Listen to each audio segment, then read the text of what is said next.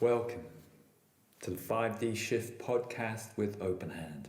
It's where we're connecting up to the benevolent mission, supporting this great planetary shift that we're all engaged within, and intuiting, feeling, sensing, channeling, transmitting, if you like, the information from the field which is expressing the truth of what is going on, or at least how we're perceiving it, and then inviting you to see your reality, your truth in relation to it, rather than being informed by so much of the confusion, the chaos, the propaganda on the 3D surface. So we're connecting up to the benevolent mission, we're working with that, we're expressing what is felt as the accurate landscape of what's truly going on, or a particular perspective of it. And today, in this podcast, I'd like to look at how we are being shown key signs that the shadow agenda is unraveling, how we can take heart and be uplifted and motivated by that, and to be clear about what our orientation through that now needs to be. So what are these key signs? How might we be uplifted, inspired by them? Stay with me. I'll be right back in just a minute. We've entered a pivotal moment in Earth's history. People in all walks of life are waking up and challenging the 3D shadow system. They're turning away from the fake stream, going inwards and igniting the passion of their soul. We're shifting consciousness into 5D. What does that mean exactly? How and when will it happen? Openhand is a higher dimensional ascended master consciousness working to illuminate the pathway forwards through the stormy transition. But this is never about telling you the truth. It's about offering essential insights into the shift, tools, meditations, and spiritual practice so you can realize your own truth. Because ascension to 5D is something only you can actualize for yourself. Get involved, explore, inquire, expand, liberate your soul.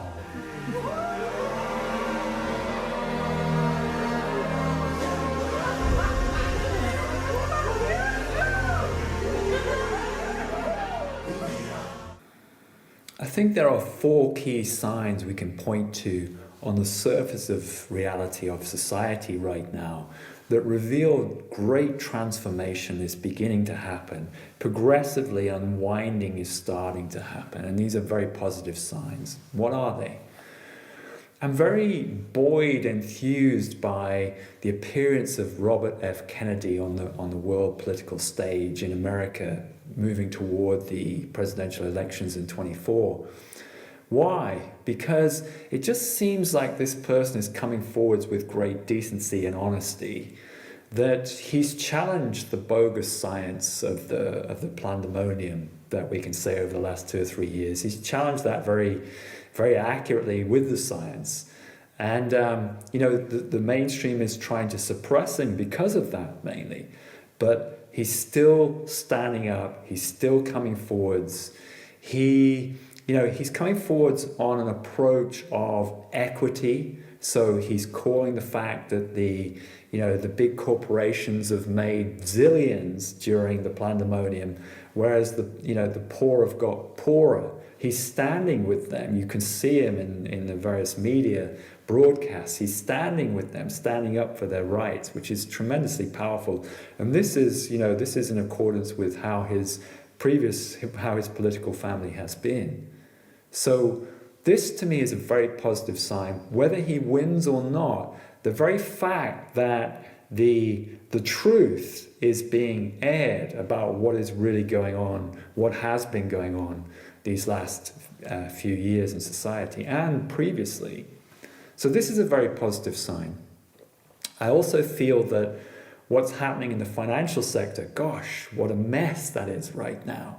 But the fact that even though the shadow is trying to suppress the emergence of crypto, which is a peer-to-peer connection technology beyond the hegemony and the control of the banking system, which is why they're, of course, trying to push back and suppress and choke it off.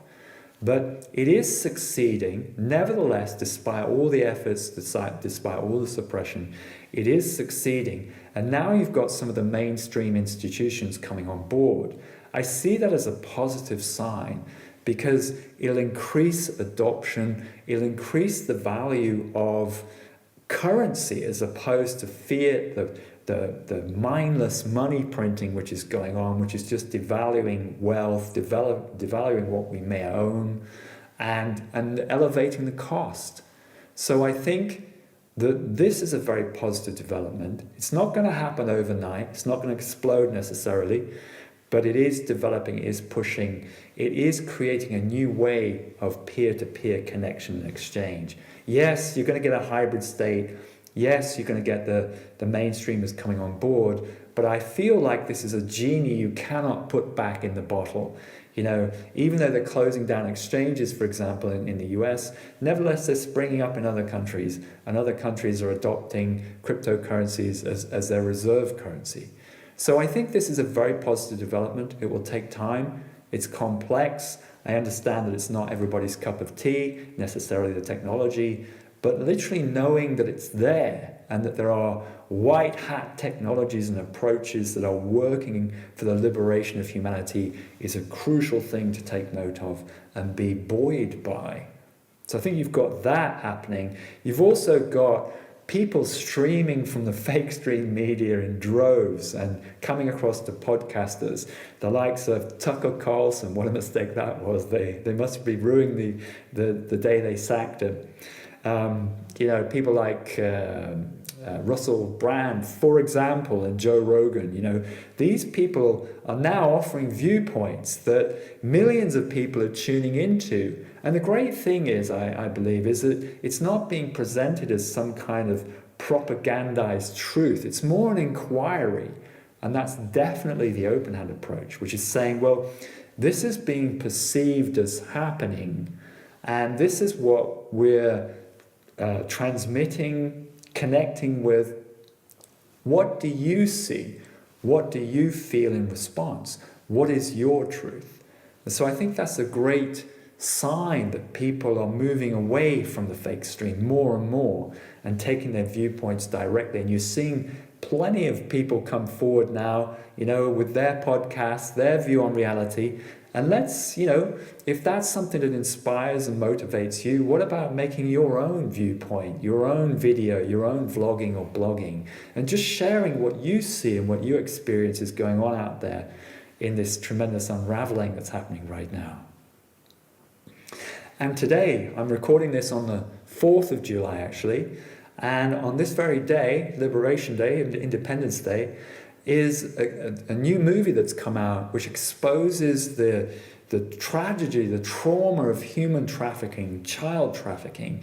And it's a film called The Sound of Freedom that stars Jim Caviezel, who also, of course, starred in The Passion of the Christ.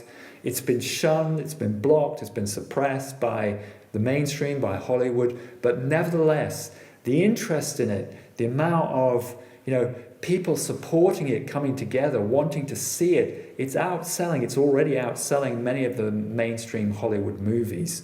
And that's very powerful, you know, because it's showing the bankruptcy, it's showing the redundancy of the old system, but also how it's based on this exploitation. And let's be clear, this goes back through human history, that humanity has been trafficked since the time of original humans were hybridized to Homo sapiens.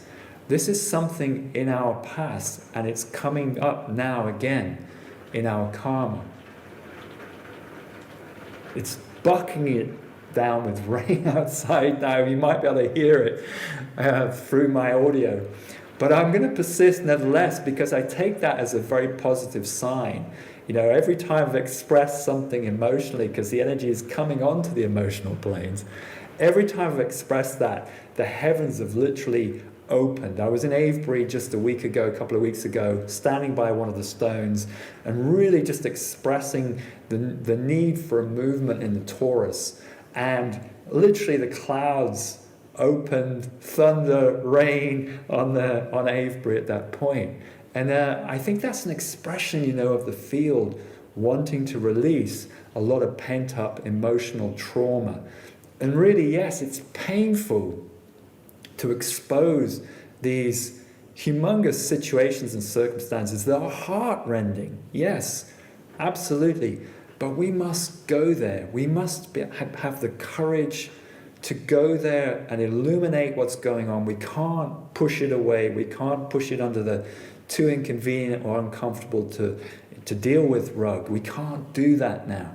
We must get into an inquiry of how sovereignty has been handed over, how we've allowed this shadow energy to take control of our lives and of society. And that it's time that we really start to challenge that and break it down, not by fighting, as Kennedy is coming forwards with. It's one of diplomacy, one of peace. It's calling the truth, yes, but not fighting.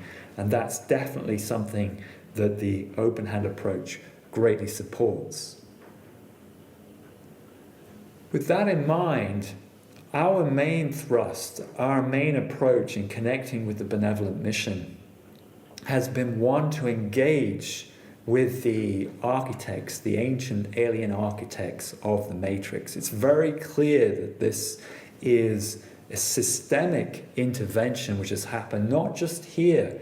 This is calling on experience from other planets, other constellations, even other galaxies. It's happened here. You can see it in the enormity of what's taken place. The megaliths, for example. You can see it. We explored the information that the moon is synthetic, that's been created. It's artificial, from hollowing out a passing asteroid, the dynamics of that. I'm not going to get into the detail of it right now because I've shared that in a previous podcast. But the evidence is really clear, just from the perfection of its orbit, how it exactly blocks out the sun, some of the mathematical geometry, the fact that it's a quarter the size of the Earth, yet only 1.2% of the weight. I'm not going to get into all of that, except to say that when you contemplate it and how it's been used, appropriated to change the dynamics, the planetary dynamics of Earth, and also influence humanity through the 4D morphic field, you can see this is a tremendously sophisticated consciousness that has done this, with millions of years of technical experience, prowess, you could even say. Even though it's been used in a malevolent way, you can say that, wow, this is an incredible feat that's been undertaken here. And it's been our approach to engage that consciousness in the field, to undertake a dialogue with it, not just to pile in there and start unraveling, unpacking it, but to say, look, can you see what you've created? Here are people who are incarnated in human form and expressing to them, hey, look, this is what it feels like to be on the receiving end of what you've manipulated and applied here. This is what it feels like, that it shuts down the infusion of soul, and then being able to come from authentic, soulful decision-making as aligned with the field. What is it like to feel that you can't be your true self and express that? And sharing that and reflecting that, but actually coming from the soul to do that, because then it is felt. And when it is felt, it causes a rippling effect, a resonance. It causes an uncertainty in that control mechanism. This is what we've been doing. Connecting into the torus, animating from the soul, and really sharing, expressing the impact of the intervention on you as an individual. When you can look in the eyes of your enemy, so-called enemy, empathize and reflect and say, look, I am bigger than this. Whatever you have done to me, whatever you have imposed upon me, I am bigger than this. You cannot control me because I am at one with the source. I am at one with the soul. You can do what you will to this physical body. I can't stop that necessarily, but you can't stop how I respond from the soul level. And we're expressing that from the heart, through the soul, and then you see this breaking down starting to happen, this kind of shivering effect that happens in the field. as the coherence of that collective consciousness begins to unravel and unwind. This is what we've been expressing. And then what happens is you can take them in hand. You can regress them through their journey, through the aeons, and show them, help them understand that this is all part of the grand journey, the grand unraveling of the one. We are all, in effect, actors in a grand show, if you like, where we're playing out this unconsciousness, consciousness and unconsciousness, and reflecting it to one another so that the soul can emerge through, can transmit through the density and the darkness, and transmit light through it. And so you get these different protagonists that take on the shadow side. You can call them the fallen angels. You can help them see that they're playing out a role and that they don't have to be disconnected and abandoned by what they might perceive as God. They don't have to be abandoned, and that they can come back into the fold. But in order to do that, they must undertake what we all must undertake, and that's reconciliation with our own past, because we've all been there. We've all been in the darkness. We've all played out those roles of unconsciousness. And so it's not judging, it's not demonizing, but it's saying, look, this is what's going on. This is the shadow we've all been embroiled within. But now the light is breaking through. And yes, I will take ownership of the mistakes, the transitions, the crossing the line where I have done in the past. I'll take ownership of that and work to find aligned expression of soul through the situation going forwards. I'll grow from whatever has happened in the past. And this is the reflection, the encouragement that we're transmitting, reflecting to these intervention groups. And it's having massive effect, because what is causing is a splintering of that coherency of that group. So you get groups breaking off.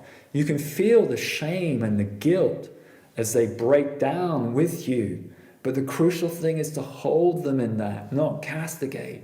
Yes, stay strong. This must now be resolved out. But to hold them in that regression and encourage them to take ownership, and then to evolve and grow from there, to decide at soul level, right, no more of that. I will not control others because it only controls me. It only creates distortion. It creates cancerous realities that then must break down. So this is being communicated. It's having a great effect, and it will continue. You've got star-being nations coming in that we're anchoring around the planet, who are then resonating this vibration through the field. And because the 4D consciousness is now breaking down, the intervention consciousness, the light is coming through more strongly. And that's why there's such a upsurgence and upwelling of soul around the planet. That's on the increase and needs to. However, what I would say is you can't switch it off overnight. So don't expect it all just to vanish in a flash. And to be disappointed if that doesn't happen. If the political spectrum doesn't change at the next election, or the financial system goes through other twists and turns before it becomes more equitable. Don't be disappointed by that. This is a long journey. It's a long journey of unfolding and unraveling. We need to understand that this human form has been embroiled within that consciousness, has been embroiled at the DNA level, at the very fabric of this Homo sapiens configuration. And so you can't just switch it off. It's like switching off the life support machine. You can't do that. It has to happen progressively in layers. And this is something that was communicated back to the Anunnaki leadership in 2012 leading up to galactic alignment. And just consider how much change, transformation, unraveling has happened since then. So it is a progressive journey that we each must undertake. It's being involved in an infinite game, because that's what it is. It's not trying to bring about short-term outcomes or goals or achievements necessarily, but each day is about the revelation of a new aspect of you, a new way of being, a more authentic way of being coming forward, whether it's in your relationships or how you work, the company perhaps that you're engaged in, your general living circumstances. It's about a commitment to come forwards in a more aligned, authentic way. And that's an infinite game. There's no, short term, we've attained it and now we're done. It's a progressive journey of unfolding and actualization. And when you embrace that, you realize, wow, here's something I can always win at. It doesn't matter what happens in the external. It's something I can always win at. The rain has stopped now. It's something that I can always, and the external is always going to reflect into that. Something that I can always win at. So I can engage with my consciousness. I can break down what's getting in the way, what my attachments are. I can unleash that freedom, that sound of freedom that wants to come through me and express in whatever particular way is relevant for you. How best then can we each engage this unraveling process? Well, it's something we spoke about in 5 gateways, and there are 5 key shifts of consciousness that I'll summarize here. Let's be clear, it's much more than awakening to the shadow agenda that is going on. Many people are doing that now, fantastic. But there are layers of awakening. It's not just illuminating and awakening to that, it's then what do I do with it? How do I act? And many people I know right now are scratching their heads and holding their heads and wondering, what on earth can we do about what's going on outside? It's great that the podcasters, they talk about what's going on, crashed alien spacecraft, for example, which to me is just another distraction, because the intervention is not impacting out there, it's impacting us in here. That's what we need to work with and hoist on board. So there are levels of awakening. Awakening to the drama, to the shadow is just one step. We must then take ownership and work with our unfolding. What are the practical measures, steps that we can do, that we can undertake then on a daily basis? 1, being the observer of yourself. That's crucial, because now you start to, if you watch all of your actions, all your behaviors, all your triggers, all your reactivity, what happens is you start to realize yourself as that which is watching. So you're not the mind, you're not the body, you're not the emotions. You can express through them, but you are this consciousness, this awareness which is watching those, which is observing. This is a massive liberation, because the more you follow that, the more you integrate as that, you start to realize your greater connection into the cosmos, that this is a huge dynamic of unfolding, unraveling, and expression that's going on here. And that you are that. You're not this microcosm. Well, you might be in the microcosm to some degree, but you are not the microcosm. You are the one having an experience through the microcosm. We could say that, the story that we're engaged in right now, the liberation of the planet, is a microcosm within the bigger picture, within that of the solar system, within that of the galaxy, and that of the universe. So here we are, each playing out our role within the unraveling of that microcosm. And yet, we are the presence of the one engaged in it. And this is a huge liberation, because I realize I have agreed to this. I have agreed to that particular incarnation and the conditions and the circumstances of it, that in many ways I've created it or co-created it, and that I'm engaged in this microcosm, this cell of this unraveling mechanism. I'm bringing the light to bear within each cell of that unfolding.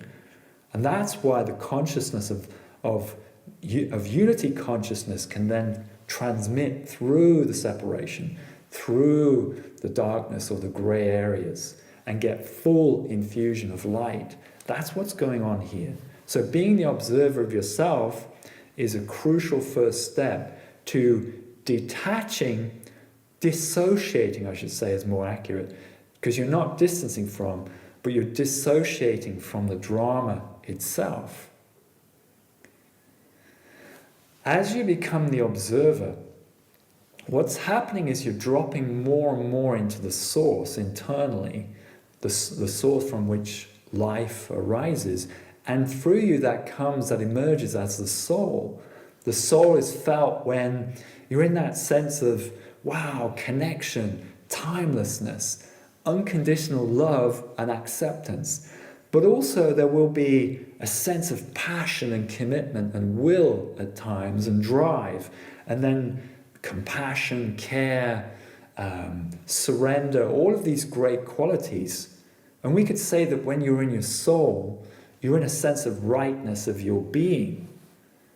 Just pure sense of quintessence of being. And you know it when you're in it. It's like when you play guitar and it's in tune, you know when it's in tune, you can feel it. And it's getting to know what are the situations, circumstances, the practices that bring that feeling alive in you more and more. Whether it is meditation, whether it's deep conscious body work, whether it's dance, whether it's artistry, painting, music, you name it, whether it's writing, whether it's blogging or vlogging. It's about figuring out what are my key interests, and then from that, what's my passion and how does that want to express right now? Because the moment I'm expressing my passion is the moment I'm unleashing soul. And soul is tremendously creative. And that's what humanity has been divorced from. You know, humanity has been locked in a system of doing, which has purposefully shut out the soul. And so probably for many people, it's getting to learn, to rediscover. It's like walking again in how you create differently now. But we must come from the soul in order to do that. It's allowing natural creativity to come through. So it's tuning into the soul on any given day by applying the practices and approaches that really unleash that feeling of rightness in you. And when you really know you're in your groove. So attuning to the soul is crucial. And then the third step, as you follow the soul, it's going to want to infuse into your being and into your life more and more. And in order to do that, we must purify the lower vehicles of expression. So traditionally, classically, you see that when people get into following the soul, they go into a sort of massive purification phase of the physical, particularly diet, but also decluttering your life and decluttering your environment. Emotional, so setting boundaries, authentic boundaries, being authentic in relationships, and breathing out, getting rid of toxic emotions. Gaia's energy is coming onto the emotional plane now. So we're being invited to really explore into the emotional body, release toxic emotions, express authentically, express your truth. This is going to cleanse and heal the emotional body, and that's necessary right now. On the plane of mind, unraveling conditioning, like, for example, social media, which has been purposely programmed to condition and pull and suck people in. Being careful about where you apply your consciousness and what is being imposed upon you and where that might be happening unconsciously. So it's important to choose what you expose your consciousness to. And watching these programmed conditioned behaviors where you go into automated routines on a given day, where you drive the same route to work every day without even thinking about it. Can you take a different route? Can you let the soul guide you? And then observe, witness, notice the signs that come back to you. Because now, from that approach, you're going to be weaving new creative opportunity in your life. So it's challenging the programming, challenging the norms. If you're doing this effectively, no one day should be any like the previous one. Maybe similarity, but it'll be unique and different in particular ways. And so allowing the soul the freedom to come through mind and express differently. Maybe there'll be rhythms and patterns that you pick up on that you see then in numerology, signs, synchronicity, sacred geometry. So you're now creating in a different way. So this would be the third of the steps to get engaged within. Then there is processing past life karma, which is what we're here to do. So as you unleash soul in your life, as you purify the lower three vehicles, the physical, emotional, mental, you're going to come into the 4D energy body. Now this is the blueprint for the lower self, and it will create your life, your physical, emotional, mental self, but also the situations, circumstances you create and manifest in your external life. So a key facet of this is to take ownership of what you create and the triggering, the reactivity to it inside. As you do that, then to allow it to express. So don't suppress it or push it away, but let it come through you, let it animate emotionally. And what you'll do is you'll start to get a sense, probably, that you're regressing into patterns that have happened to you in the past. And the really deep wounds that need to be healed, the past life conditioning is starting to come to the surface. And it's crucial to regress in, to allow it to come up. And then, in the midst of it, to become the observer, the witnesser of those experiences that you're having.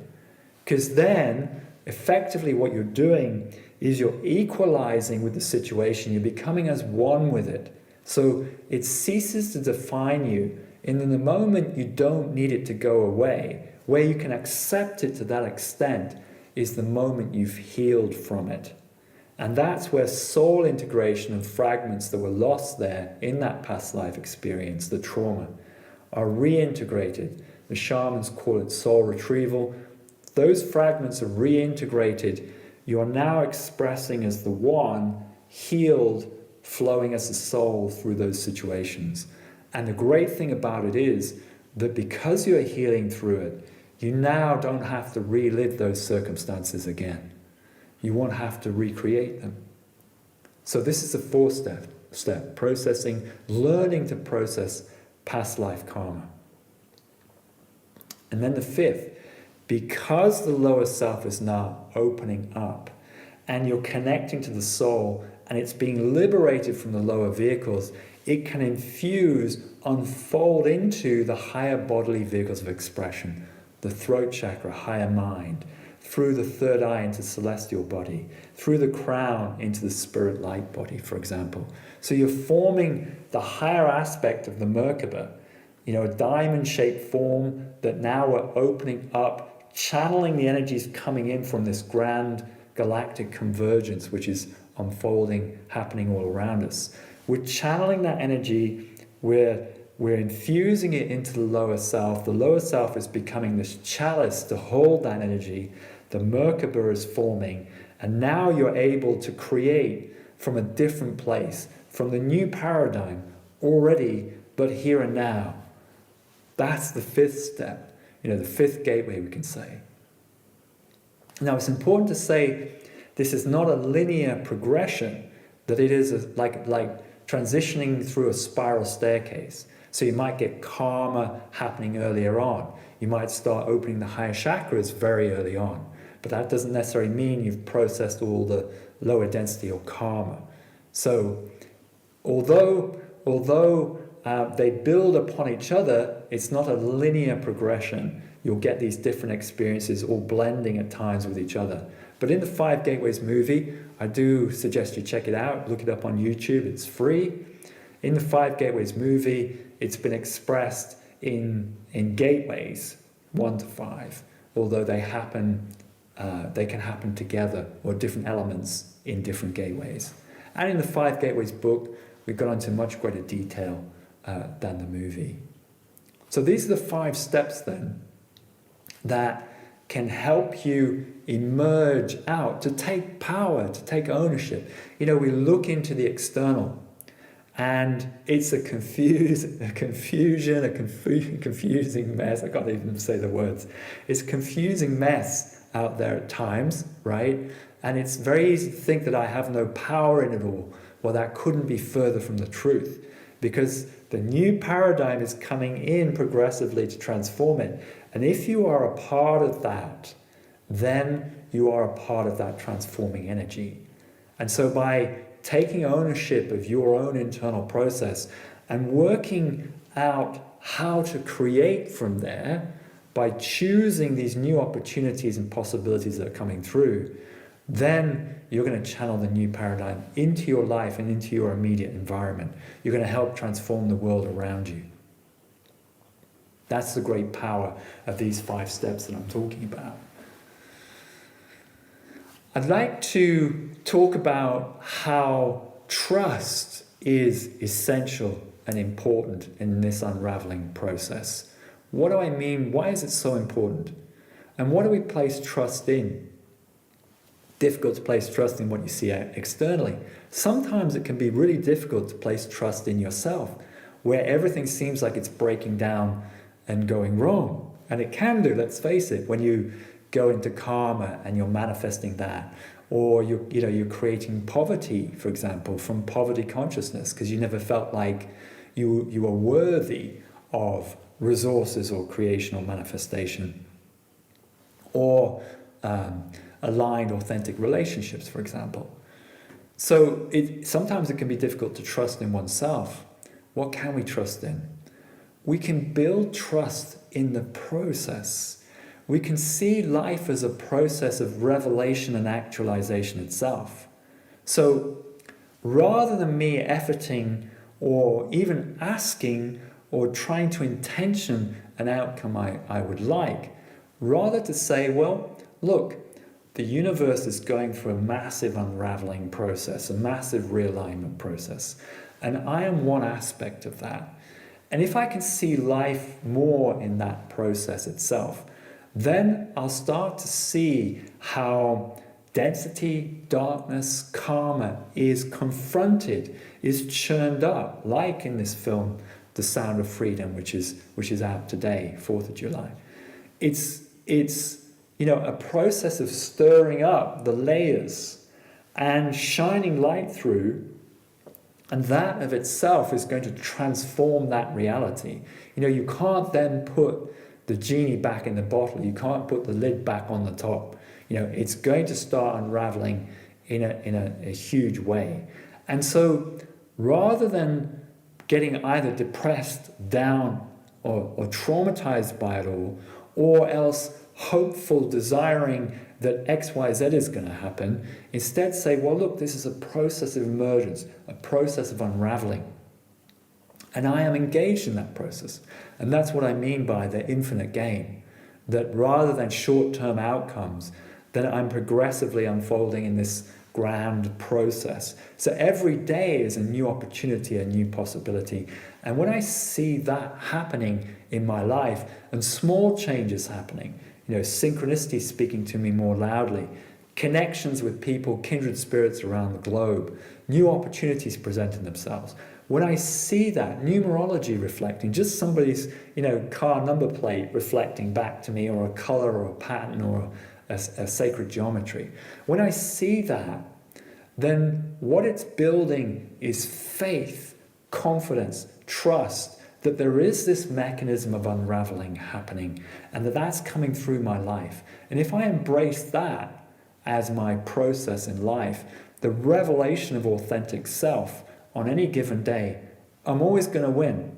And I'm always going to see the value of the process of transitioning through density, of digging up the karma and unraveling it. Instead of seeing myself as the victim of reality, now I'm becoming the co-creator of it, and therefore the master of it.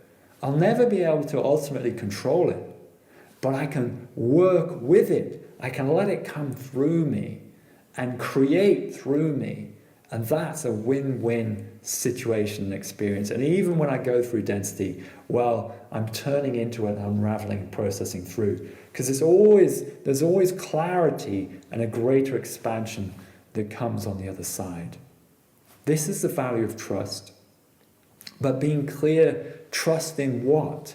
Not trust in some God's going to solve it all for us, or that it's all going to work out hunky-dory.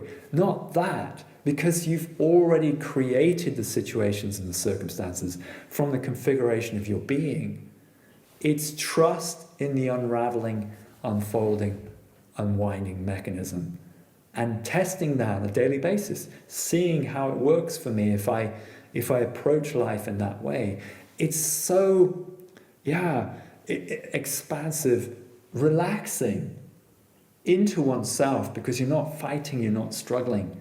It helps soul infuse much more fully. So trusting in the process of unraveling, the unraveling of density and the infusion of soul, I would say that's fundamental. And with that in mind, what I'd like to do is to carry out a meditation, because I think that's always crucial to these podcasts. It's only a short introduction, and if it does inspire you, if you find value or some sense that there might be value in it, because it goes back to ancient Kriya Himalayan practices and alchemy, mysticism way before that. So I'm constantly working to capture the energy of the moment and speak into it through meditation. If you find value of it, then come and get involved in the Openhand work. But I can only offer a short introduction here. And I thought, in relation to the last point that I made about trusting in the process, we'd explore that in meditation right now. So I want you to bring your attention to the breath. Inhale through the nose, exhale through the mouth. Nice deep out breath.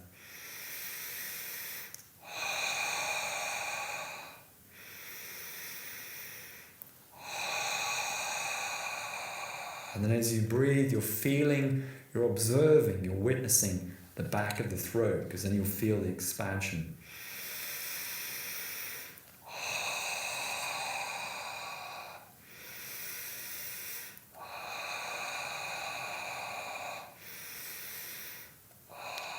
And then close the mouth, Inhale through the nose, exhale through the nose, and feel the containment of the energy.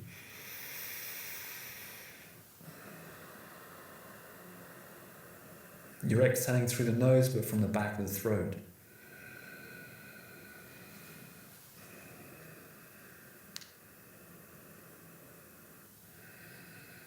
Opening the throat chakra, and that's going to be resonating both up and down through the other chakras, down through the spine. Connecting into your torus, animating your flower of life.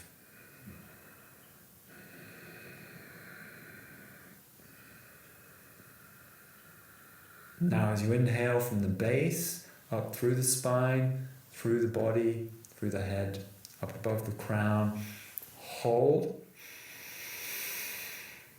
Exhale down. All the way to the base, hold, observe, witness.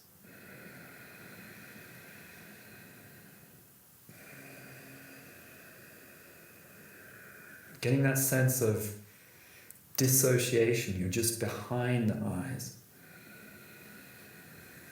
Watching the feeling, the perceptions, the experiences. Now as you're breathing, I want you to contemplate a difficult or challenging situation in your life right now. Contemplate, see the imagery of it, so you get a picture, perspective of what's actually going on.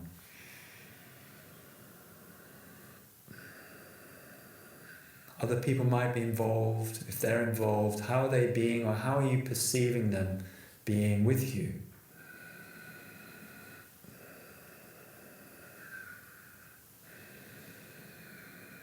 Now feel your internal reactivity to that. Where are you tightening? Maybe it feels like the situation is unresolvable, complex, very challenging, impossible. It's okay. Where do you feel it? Maybe the sacrum, the emotional body, or maybe the mind through the solar plexus, where you form some kind of judgment of the situation. This is not resolvable because you've been conditioned to doing it always a particular way and you can't see how to get past that. Now, how might you visualize this tightness? Maybe it could be a ball, like a knot inside.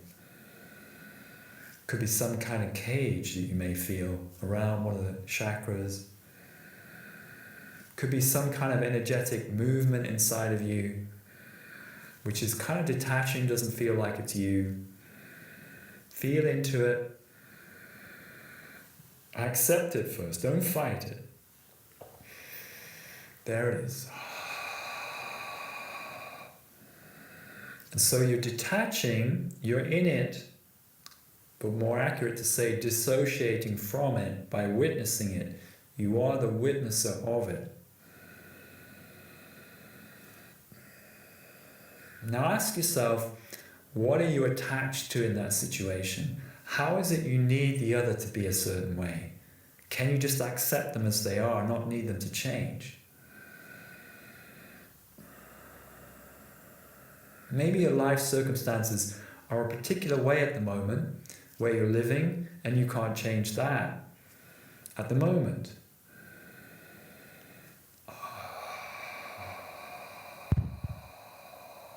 Maybe you can't, it's difficult to change the outer, but you can change the inner.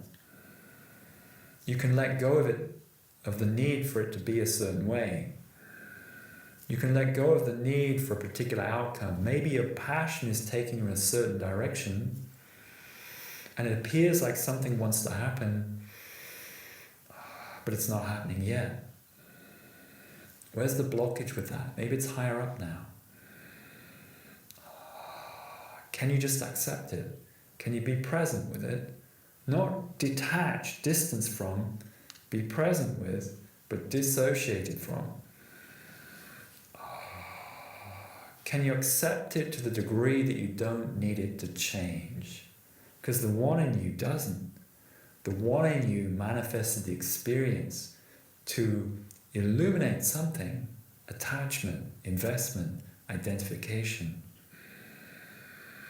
So be the one in it, hold it, watch it, observe it, be the one in it.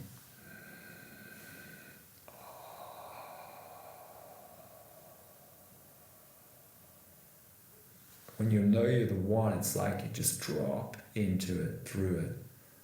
You're not defined by it anymore. It doesn't own you. Now, paradoxically, you're endowed, you're blessed with tremendous power. Because there's now no attachment, if you have dug up the roots of attachment, now you can breathe into it. See it inside, feel it inside, breathe into it, breathe through it, and feel it unraveling. Feel it breaking down. You're interrupting, you're breaking down the threads of that 4D consciousness, whether it's in the throat, whether it's in the third eye, or the crown, or lower solar plexus, sacrum. Breathe down right to the base. Inhale up now, exhale down. A few more times. If there's any tightness you can feel, maybe the heart. Breathe into the heart, breathe through the heart.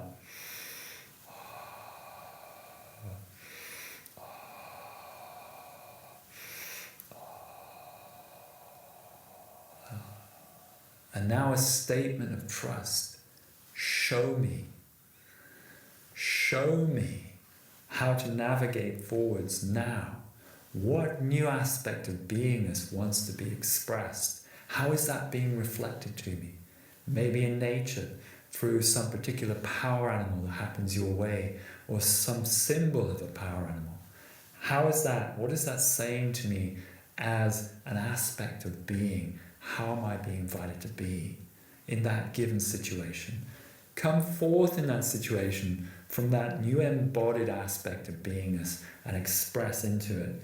Now the situation cannot help but change. You don't necessarily know how it's going to change. You don't need to know. You're channeling aligned consciousness. You're channeling the universe through it. It's going to shape, it's going to shift.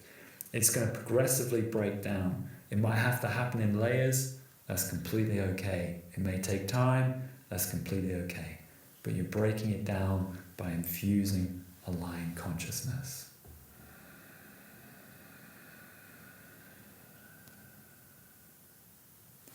So to conclude with, huge changes are happening on the surface of the planet. I expected this because the 4D blueprint is changing, because of the engagement with the ancient, we can say, alien architects of the Matrix. They are changing. Their coherency is breaking down. And so the control mechanism is weakening. And therefore you're seeing this tremendous expression of freedom coming forth. And that's beautiful to behold. It still looks confused and confusing though, and you might be sitting there wondering, how does a new reality take shape, take form? Well, this is where we must then choose our allegiance, our alignment, our orientation internally, because that's where we gain our true power in this new paradigm. That's where we infuse the new energies coming in of this grand galactic convergence. If you trust in that, if you work with that, if you explore life more as a process rather than some achievement or end goal, you're always going to win. And that's the great opportunity available to us right now. Huge change is happening, and I encourage everyone to be buoyed, motivated, uplifted by that. Yes, there's going to be many more days of challenge, of karmic processing we must go through, but we are coming through and we are emerging from that. It's going to take time. We need bundles of patience, but we can see that working on a daily basis with our own internal process, we can succeed. We are succeeding, and that's rippling far and wide around the planet.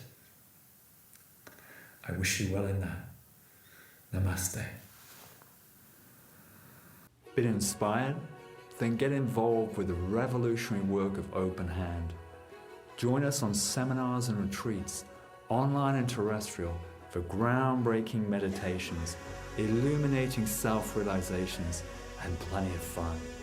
It's all supporting the great planetary shift of 5D consciousness. Join kindred spirits today.